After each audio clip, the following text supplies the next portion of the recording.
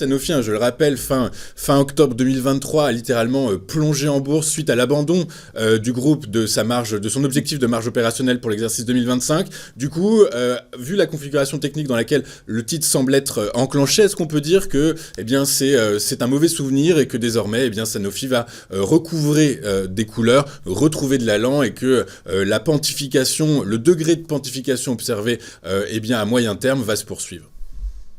Alors, que le problème soit oublié, la réponse est clairement non. Hmm.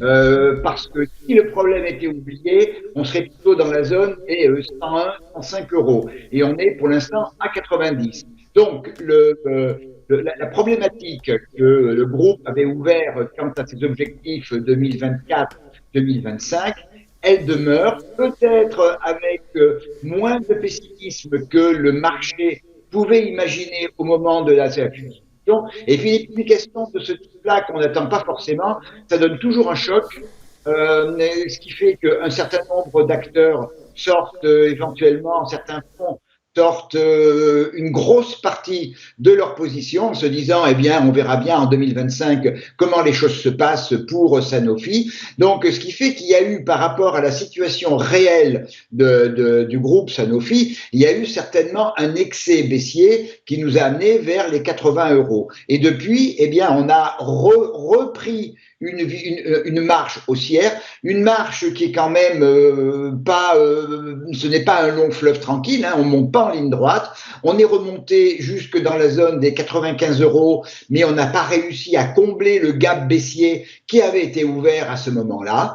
On est quand même sur un schéma qui est globalement plutôt haussier. Les cours sont supportés par une droite de tendance qui est extrêmement propre et cette droite de tendance est haussière. Et là aussi, ce que j'ai aimé dans Sanofi, c'est le fait effectivement qu'on est reparti sur un schéma haussier, que le contact avec l'oblique naissante il y a quelques jours, eh bien, le marché a parfaitement réagi. On voit que le dernier contact de la semaine dernière avec cette oblique haussière, eh bien, ne s'est fait que par des mèches basses, ce qui montre que les acheteurs sont clairement positionnés et prêts et ont défendu cette oblique haussière. Et non seulement ils l'ont défendu, mais hier, on a ouvert un très beau gap haussier avec une très belle bougie verte qui est proche d'une structure, d'une bougie classique en analyse technique qui s'appelle un Marubozu, c'est-à-dire en termes de bougie haussière, on ouvre au plus bas de la séance et on clôture au plus haut, on ne fait que monter pendant la séance. Ça a été quasiment le cas hier.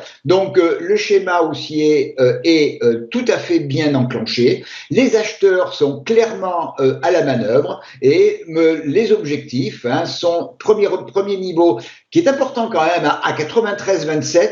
93,27 a été un support en juillet-août de l'année dernière. Par contre, ça a été une résistance au mois de février. C'est un niveau de polarité, c'est un niveau majeur. Et au-dessus, eh bien, j'ai le gap baissier, ce qui reste du gap baissier, et avec un objectif à 95,71. Et si on arrive dans cette zone du gap entre 91 et 97, ce qui reste du gap, c'est là que l'on verra si on franchit, si on fait un nouveau plus haut par rapport à celui de début d'année, que véritablement le marché a repris un peu plus confiance en Sanofi, et ce n'est que la clôture du gap qui véritablement permettra de dire ce que vous avez, ou de répondre à votre question, Louis-Antoine. Est-ce que ce mauvais souvenir est oublié? C'est à ce moment-là qu'on pourra dire que le mauvais souvenir sera oublié. Par contre, si on venait maintenant à casser le niveau de 86,21 euros,